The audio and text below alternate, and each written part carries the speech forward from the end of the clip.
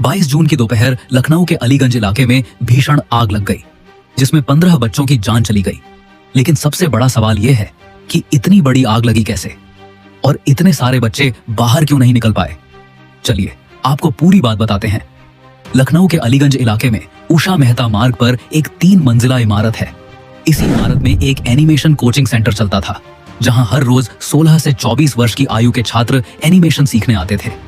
22 जून की दोपहर करीब 3 बजे बच्चे अपनी अपनी कक्षाओं में बैठे हुए थे।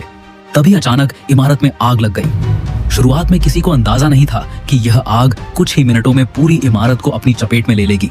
लेकिन जैसे जैसे आग बढ़ती गई, वैसे वैसे पूरे सेंटर में धुआं भर गया। अब सबसे बड़ी समस्या यह थी कि बच्चों को बाहर निकलने का रास्ता दिखाई ही नहीं दे रहा था, क्योंकि चारों तरफ घना धुआं फैल चुका था। कुछ बच्चों ने किसी तरह पहली मंजिल से छलांग लगाकर अपनी जान बचा ली, लेकिन कई बच्चे अंदर ही फंस गए। स्थिति की गंभीरता को देखते हुए करीब 14 फायर टेंडर मौके पर पहुंच गए। लगभग 1 घंटे की मशक्कत के बाद आग पर काबू पा लिया गया, लेकिन तब तक 15 बच्चों की मौत हो चुकी थी और 4 बच्चे गंभीर रूप से घायल बताए जा रहे थे। अब सबसे बड़ा सवाल यह है कि क्या इस इमारत में इमरजेंसी एग्जिट था? क्या फायर सेफ्टी के पूरे इंतजाम किए गए थे? अगर थे तो इतने सारे बच्चे बाहर क्यों नहीं निकल पाए? और सबसे दर्दनाक बात यह है कि आग लगने के बाद एक लड़की ने अपने पिता को फोन किया था।